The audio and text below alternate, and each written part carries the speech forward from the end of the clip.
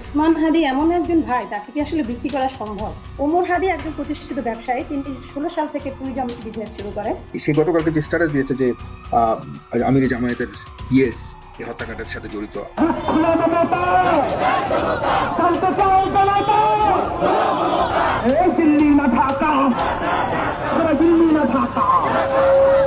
বাংলাদেশ থেকে একটা বড় খুনিকে এসটিএফ অ্যারেস্ট করেছিল, জেনে রাখুন, যা নিয়ে বাংলাদেশে অনেক রেভুলেশন হয়েছিল। এই যে যারা বলে যে ভাইকে বিক্রি করে দিয়েছে, আমি মনে করি এরা আসলে আমাদের শুভাকাঙ্ক্ষী না, আমার ভাইয়েরও শুভাকাঙ্ক্ষী না। ফয়সাল আরো শুট করতেছে, কিন্তু বুলেট বের হচ্ছে না। ওখানে যদি বুলেট বের হয় তাহলে ওমর হাদি ওখানে মারা যাবে। বিধানসভা নির্বাচনে পরাজয়ের পর প্রথম রাজনৈতিক কর্মসূচিতে হাদি হত্যাকাণ্ড নিয়ে চাঞ্চল্যকর তথ্য দিয়েছেন পশ্চিমবঙ্গের বিরোধী দলীয় নেত্রী মমতা ব্যানার্জি। মিনিস্টার নিজে আমাকে ফোন করে বলছেন, এতদিন তো কই আমি বলিনি, মুখ করিনি, আজকে অত্যাচারের শেষ সীমায় গেছেন বলে।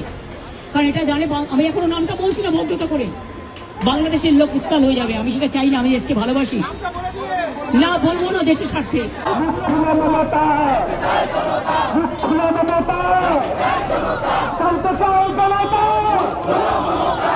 আসসালামু আলাইকুম ও রহমতুল্লাহ। বিডি নিউজ বক্সের নতুন একটি নিউজে আপনাদেরকে স্বাগতম।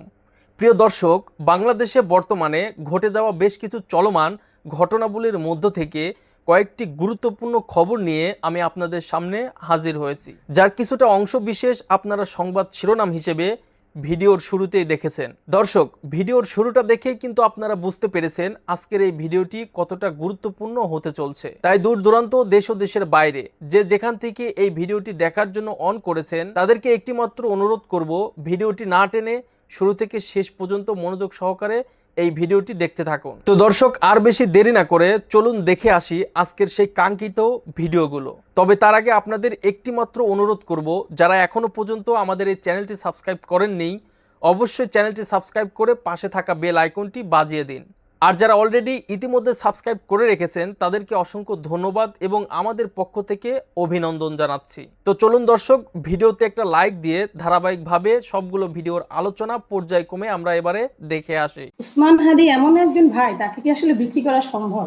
ওমর হাদি একজন প্রতিষ্ঠিত ব্যবসায়ী। তিনি 16 সাল থেকে ট্যুরিজম বিজনেস শুরু করেন। সে গতকালকে যে স্ট্যাটাস দিয়েছে যে আহ, আমির জামায়াতের ইয়েস এই হত্যাকাণ্ডের সাথে জড়িত। আবার আরেকটা আরেকটা স্ট্যাটাস দেখছি যে বর্তমান সরকারকে বলছে তারা দায়ী। এই যে যারা বলে যে ভাইকে বিক্রি করে দিয়েছে, আমি মনে করি এরা আসলে আমাদের শুভাকাঙ্ক্ষী না, আমার ভাইয়েরও শুভাকাঙ্ক্ষী না। ফয়সাল আরো শুট করতেছে, কিন্তু বুলেট বের হচ্ছে না। ওখানে যদি বুলেট বের হয় তাহলে ওমর হাদি ওখানে মারা যায়। ওসমানের যত বড় বড় অ্যামাউন্ট যা কিছু সব ওমর বিয়ার করতো। এখন এই রকমের একজন ভাই সাথে সেই ভাইটা গুলি খেলো, এই ভাইটার কি অবস্থা হবে, এইটা কিন্তু কারো মুখে আসে না যে আসলে এখন পরিবারটার কি অবস্থা, এই ভাইটা কিভাবে বেঁচে থাকবে। আপনার ছোট ভাই আরেকজন আছেন, শরীফ ওমর, রাইট? ওমর হ্যাঁ, ওমর বিন। তো তার একটা স্ট্যাটাস এখনো পর্যন্ত বেশ ভাইরাল, চতুর্দিকে কথাবার্তা হচ্ছে। তার অবস্থান এবং আপনাদের পারিবারিক ভাবে হাদির মৃত্যুকে নিয়ে আপনারা কোনো ধরনের দ্বিধাদ্বন্দ্বে রয়েছেন কিনা পরিবারের মধ্যে? অনেকে মনে করে যে ওমর আসলে নিজের ভাইয়ের হত্যাকাণ্ডকে বিক্রি করে নিজের স্বার্থ উদ্ধার করবার জন্য একটা চাকরির কাছে সে নিজেকে বিক্রি করে দিয়েছে। হয়তো আমরা ভুলও বুঝতে পারি। আসলে কি, সে গতকালকে যে স্ট্যাটাস দিয়েছে যে আহ আমির জামায়াতের পিএস এই হত্যাকাণ্ডের সাথে জড়িত। আবার আরেকটা আরেকটা স্ট্যাটাস দেখছি যে বর্তমান সরকারকে বলছে তারা দায়ী। এই ধরনের বিচ্ছিন্ন এবং বিভ্রান্তিকর কিছু বিষয় আমরা দেখতে পাচ্ছি। আপনার কাছে কি একটু শুনতে চাই আসলে ঘটনাগুলো।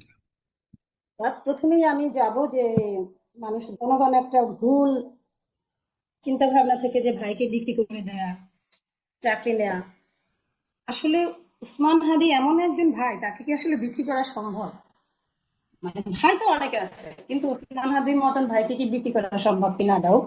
আমরা এটা জানবো যে আমার ভাই শাহাদাতের মধ্যে সারা পৃথিবী ক্ষতিগ্রস্ত হয়েছে, শুধু বাংলাদেশ না, সারা পৃথিবী। মানে যেখানেই জুলুম, যেখানেই অত্যাচার, যেখানেই অন্যায়, সেখানেই ওসমান হাদি। সেখানে বাংলাদেশের জনগণের যে অপূরণীয় ক্ষতি হয়ে গেল, এটা তো একদম সত্য। যে বাংলাদেশ একজন নেতা হারাইছে, একজন বিপ্লবীকে হারাইছে, তার কোনোদিনই বাংলাদেশের এই ক্ষতি কোনোদিনই কাটিয়ে ওঠা সম্ভব না। এর পরেও পরিবারের যে ক্ষতিটা হলো, পরিবারের ক্ষতিটা কি আসলেই কোনোদিনই রিকভার করা সম্ভব কিনা? এই যে আপনি আমাকে দেখেন, 6 মাস হয়ে গেল, এখন অব্দি কিন্তু আমার জীবনে কোনো ব্যক্তিগত জীবন বলতে আমার কাছে কিছু নাই। সহজ কথা, আমি সারা 24 ঘন্টা আমার মাথায় শুধু আমার ভাই, আমার ভাইয়ের হত্যার বিচার করতে হবে। মানে ব্যক্তিগত যে একটা জীবন থাকে মানুষের, এখান থেকে আমি বিচ্ছিন্ন। আমার ভাইয়ের স্ত্রী, তার কোনো ব্যক্তিগত জীবন নাই। এখন দেখেন আমার ওমর হাদির কথা। ওমর হাদি একজন প্রতিষ্ঠিত ব্যবসায়ী। তিনি 16 সাল থেকে ট্যুরিজম বিজনেস শুরু করেন। সেখান থেকে অর্থনৈতিক কোনো টানাপোড়েন ওমর হাদির জীবনে নাই, এবং আলহামদুলিল্লাহ আমরা পারিবারিক ভাবেও আমাদের ওই রকমের কোনো টানাপোড়েনের মধ্যে দিয়ে আমাদের কোনোদিনই যেতে হয়নি। এবং সেলিব্রিটি হওয়া বলেন, কারোর সাথে সেলফি তোলা, এটা আমাদের পারিবারিক ভাবে কোনো অভাব নাই। আপনার সারা পৃথিবী দেখেছে ওসমান হাদির ঘর টিন শেডের ঘর। এই টিন শেডের ঘরের মধ্যে কোনো কিছুরই অভাব ছিল না।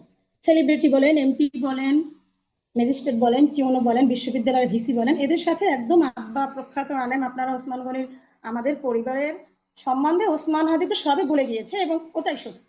দেখেন এই কথাটা কিন্তু একবারও কারো মুখ থেকে উচ্চারণ হয় না যে দুই ভাই একই রিকশায় দুই ভাই। উসমান হাদিকে গুলি করা হলো, উমর হাদি যখন শুট করা হলো, ও ভাবছিল যে রিকশার টায়ার বাস্ট হয়েছে। রিকশার টায়ার বাস্ট হবার পরে ও যখন রাস্তায় তাকাচ্ছে, তখন দেখছে যে ফয়সাল আরো শুট করতেছে, কিন্তু বুলেট বের হচ্ছে না। ওখানে যদি বুলেট বের হয় তাহলে ওমর হাদি ওখানে মারা যায়। মানে ও যখন দেখে যে ফয়সাল যাচ্ছে আর শুট করতে করতে যাচ্ছে, ততক্ষণে ওসমান ওর কাঁধের উপর লুটিয়ে পড়ে। এই রকমের সিচুয়েশনে একজন ভাই, মানে কোনো যদি ভাইও না থাকে, যেমন আমার সাথে অনেকেই এখন কানেক্ট আছে, যারা ওই ঠিক 10 মিনিট পূর্ব মুহূর্তে ওসমানের সাথে সেলফি তুলছে, প্রচারণা চালাইছে, ওকে রিক্সায় তুলে দিয়ে তার অন্য মসজিদে গেছে, সেই সমস্ত ছেলেপেলের কিন্তু এখন পর্যন্ত ট্রমা। যে আমার সাথে এই 2 দিন আগে এক ছেলে দেখা করতে আসছে, সে এখনো স্বাভাবিক না। সে বলে আপা এখনো আমি ঘুমাতে পারি না। মানে আমি যাকে 10 মিনিট আগে রিক্সায় উঠিয়ে দিলাম, 10 মিনিট পরেই শুনি সে গুলিবিদ্ধ। 1 সপ্তাহ পরে সে শাহাদাত বরণ করলো। হাজার হাজার মানুষ এখনো দিন নাই রাত নাই ঘুম নাই। অনেক মানুষ মানে যারা ওসমান হাদিকে চিনতো না, গুলিবিদ্ধ হবার পর যারা 1 সপ্তাহ যাকে অ্যানালাইসিস করছে, এই সমস্ত মানুষগুলো এখনো ঘুমাতে পারে না, প্রচন্ড ট্রমার মধ্যে দিয়ে গেছে। সেইখানে তার পরিবারের মানুষের, ইভেন ভাইয়ের কি অবস্থা। এই যে একই রিক্সায়, আর যেই ভাই এই 5 তারিখ থেকে ওসমান 5 তারিখের 5ই আগস্টের পর থেকে ওমর নিজের ব্যবসাকে নাই করে দিয়ে, একদম প্রতিষ্ঠিত ব্যবসায়ী একজন, সেই ব্যবসাকে নাই করে দিয়ে একমাত্র ওসমান হাদির বডিগার্ড হিসেবে পাশে। এবং আমি বারবার বলছি যে দুই ভাই এক জায়গায় যাস না, দুই ভাই যদি জানে মেরে ফেলবে। তো এই আমি নিষেধ করতে করতে, ওর প্রথম আইডি ছিল ওমর বিন হাদি, যখন ও প্রথম বিজনেস শুরু করে। তো আমার এই বলায় ও ওমর বিন হাদি নাম চেঞ্জ করে শরীফ ওমর নামটা দিয়েছিল। এই নামটা পাল্টানোর কারণে ওর বিজনেসের অনেক বড় ক্ষতি হয়ে গেছে। এরপরে মানে উসমানের পিছনে আঠার মতো, উসমান তো অর্থনৈতিক জীবন নাই হয়ে গেছে 5 তারিখের পর। সে ক্লাস নিতে পারতেছে না, বিশ্ববিদ্যালয় 2 দিন যায়। ওসমানের যত বড় বড় অ্যামাউন্ট যা কিছু সব ওমর বিয়ার করতো। বিধানসভা নির্বাচনে পরাজয়ের পর প্রথম রাজনৈতিক কর্মসূচিতে হাদি হত্যাকাণ্ড নিয়ে চাঞ্চল্যকর তথ্য দিয়েছেন পশ্চিমবঙ্গের বিরোধী দলীয় নেত্রী মমতা ব্যানার্জি। তার এমন মন্তব্যের পরই আবার উত্তাল হয়ে উঠেছে বাংলাদেশের রাজনৈতিক অঙ্গন। এমন পরিস্থিতিতে হাদি হত্যাকাণ্ডে মমতার মন্তব্য তুলে ধরে বিএনপি সরকারকে একটি বার্তা দিয়েছেন এনসিপির মুখ্য সমন্বয়কারী নাসির উদ্দিন পাটোয়ারি। সেই সঙ্গে বিএসএফ এবং ভারতকে নিয়ে করেছেন বিস্ফোরক মন্তব্য। হোম মিনিস্টার নিজে আমাকে ফোন করে বলছেন, এতদিন তো কই আমি বলিনি, মুখ করিনি, আজকে অত্যাচারের শেষ সীমায় গেছেন বলে। কারণ এটা জানে, আমি এখনো নামটা বলছি না ভদ্রতা করে, বাংলাদেশের লোক উত্তাল হয়ে যাবে। আমি সেটা চাই না, আমি দেশকে ভালোবাসি, না বলবো না দেশের স্বার্থে। কয়েকদিন ধরেই যশোরের শার্শা উপজেলার সাদিপুর সীমান্ত দিয়ে ভারতের অভ্যন্তরে থাকা বাংলাদেশিদের পুশ ইন করার চেষ্টা চালাচ্ছে বিএসএফ। এই ঘটনাকে কেন্দ্র করে সীমান্তে বিজিবি সতর্ক অবস্থানের পাশাপাশি বাংলাদেশ ভারতের সীমান্তে বর্তমানে চলছে উত্তেজনা। এমন পরিস্থিতিতে সীমান্ত সফরের কর্মসূচি ঘোষণা করেন এনসিপির মুখ্য সমন্বয়ক নাসির উদ্দিন পাটোয়ারি। এরই পদক্ষেপ হিসেবে 3 জুন সাদিপুর সীমান্ত এলাকা পরিদর্শন করেন তিনি। পরিদর্শনকালে নাসির উদ্দিন বলেন, সীমান্ত দিয়ে কোনো ধরনের পুশ ইন বরদাস্ত করা হবে না। এই সময় তিনি সীমান্ত এলাকার সাধারণ মানুষের দুঃখ দুর্দশার পাশাপাশি স্বরাষ্ট্রমন্ত্রী সালাউদ্দিন আহমেদের সাম্প্রতিক বক্তব্যের সমালোচনা করেন। সীমান্ত এলাকার মানুষদের দেখার কেউ নাই বাংলাদেশে। সীমান্ত এলাকায় হসপিটাল নাই, সীমান্ত এলাকায় স্কুল নাই, সীমান্ত এলাকায় কর্মসংস্থান নাই। স্বরাষ্ট্রমন্ত্রী বলেছিলেন যে বাংলাদেশের এখানে নাকি অনেকে অবৈধ ব্যবসার সাথে জড়িত, এই জন্য হলো তাদেরকে হত্যা করলে কিলিং হবে না। আমরা বলবো স্বরাষ্ট্রমন্ত্রী যে বক্তব্যটা দিয়েছেন, এই বক্তব্যটা হলো সর্বমিথ্যা একটা বক্তব্য। আমাদের কোনো বাংলাদেশি নাগরিক যদি কেউ অপরাধ করেও থাকে, তাকে খুন বা হত্যা করার কোনো আন্তর্জাতিক কোনো আইনের মধ্যে পড়ে না।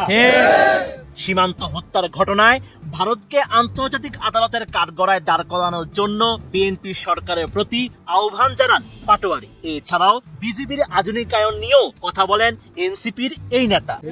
ভারতকে হলো আন্তর্জাতিক আদালতের কাঠগড়ায় দাঁড় করানোর জন্য যে তুমি বাংলাদেশি নাগরিকদেরকে কেন খুন করেছো। আমাদের বাংলাদেশের বিজেপিকে শক্তিশালী করতে হবে। আপনি বিজেপির হাতে হলো খেলনা পিস্তল ধরায় দিবেন আর বলবেন সীমান্ত রক্ষা করবো, এইসব চলবে না। বড় বড় অস্ত্র দিতে হবে আমাদের বিজেপি ভাইদেরকে, ভালো ভালো পেট্রোলিং কার দিতে হবে, তাদের বেতন বাড়াইতে হবে। সারা রাত মশার কামড় খায়া তারা পেট্রোলিং করে, বেতন পায় 10 টাকা। এ দিয়ে হলো বিজেপি ভাইরা হলো শক্তিশালী হবে না। বিজেপির পিছনে পুরো বাংলাদেশের দামাল ছেলেরা আছে ইনশাআল্লাহ। একই সঙ্গে বিএসএফ এবং ভারতকে নিয়ে বিস্ফোরক মন্তব্য করেন নাসির উদ্দিন। ভারত একটা খুনি রাষ্ট্র, বিএসএফ একটা খুনি বাহিনী। সবশেষ হাদি হত্যাকাণ্ড নিয়ে পশ্চিমবঙ্গের সাবেক মুখ্যমন্ত্রী ও তৃণমূল কংগ্রেসের প্রধান মমতা ব্যানার্জির গুরুত্বপূর্ণ তথ্য ফাঁসের প্রসঙ্গ টেনে তীব্র ক্ষোভ প্রকাশ করেছেন নাসির উদ্দিন পাটোয়ারি। এই সময় তিনি সরকারকে হুঁশিয়ারি দিয়ে প্রশাসনের দিকে আঙ্গুল তুলেছেন। বক্তব্য দিয়েছে মমতা যে বাংলাদেশে বড় একটা খুনের ঘটনা ঘটেছে, সে বিষয়ে অমিত শাহ তাকে নির্দেশনা দিয়েছিল। তাহলে আমার সীমান্ত দিয়ে কিভাবে আমার উসমান হাদি ভাইয়ের খুনি পালিয়ে যায়, এটা সরকারের উসমান হাদি ভাইকে কে খুন করেছে আমরা এটা জানতে চাই। আমরা হলো কাদা ছোড়াছুড়ি চাই না। খুনিকে তাকে আপনারা বের করেন। আমরা মনে করি আপনারা যদি এখানে গড়িবাসি করেন, তাহলে আপনারা শেখ হাসিনার আমলে বা অতীতে যেইভাবে হলো সাগর রুনি হত্যাকাণ্ডের বিচার হয় নাই বাংলাদেশে, সেই পথে আপনারা হাঁটছেন। এর আগে গত 2 জুন কলকাতার ধর্মতলায় এক জনসভায় হাদি হত্যাকাণ্ড নিয়ে মমতা দাবি করেন শরীফ ওসমান হাদিকে কারা খুন করেছিল। তদন্তে কাদের নাম বেরিয়ে এসেছে সবটাই তার জানা।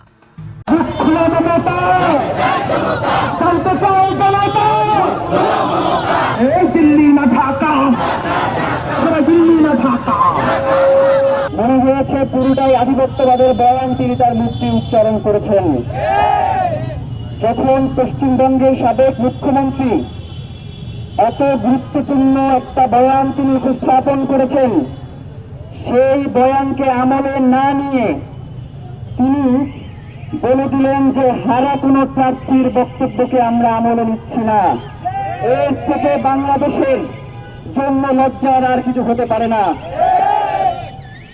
আপনারা জানেন ইতিপূর্বে ভারতের গোয়েন্দা সংস্থাগুলো বিভিন্ন দেশে তাদের অপারেশন কর্মকাণ্ড পরিচালনার মধ্যে দিয়ে বিভিন্ন মানুষকে হত্যা করেছে। কানাডায় তারা শিখ নেতাকে হত্যা করেছে। শিখ নেতাকে হত্যা করবার পরে কানাডার পররাষ্ট্র মন্ত্রণালয় এবং কানাডার কূটনীতি যেইভাবে জোরালো ভাবে পদক্ষেপ গ্রহণ করেছে, আমার কাছে মনে হয় যে এইটা ভারতের পররাষ্ট্র মন্ত্রণালয়, এইটা বাংলাদেশের পররাষ্ট্র মন্ত্রণালয় না। আমরা আপনাকে আহ্বান করি, শহীদ ওসমান হাদি এই দেশের আজাদীর সন্তান। আপনারা নির্বাচিত হয়ে ক্ষমতায় গেছেন 3 মাস হয়ে গেছে, এখন পর্যন্ত বিচারের ব্যাপারে কোনো পদক্ষেপ গ্রহণ করতে পারেন নাই। এই জন্য তো আপনাদের লজ্জা হওয়া উচিত। উল্টো আধিপত্যবাদের পক্ষ নিয়ে আপনারা যেই ধরনের বয়ান উৎপাদন করার চেষ্টা করছেন, আজকে ক্ষমতায় আছেন, আজীবন ক্ষমতায় থাকবেন না, এই কথা ভুলে যাবেন না। আমরা আপনাদেরকে অনুরোধ জানাই, অনেকেই এখানে আছেন, অনেক মিডিয়া হাউসের ভাইয়েরা আছেন, আমাদেরকে টকশোতে বিভিন্ন বক্তারা প্রশ্ন করে যে আমরা নাকি উগ্র, আমরা নাকি তাদের মতো সুন্দর করে রবীন্দ্রসঙ্গীতের ভাষায় কথা বলতে পারি না। আজকে প্রয়োজনে সেই সুশীল ভাষায় কথা বলবো, প্রয়োজনে আর কোনোদিন এই সুশীলতা পরিহার করবো না যদি শহীদ ওসমান হাদির হত্যার বিচার আপনারা নিশ্চিত করেন।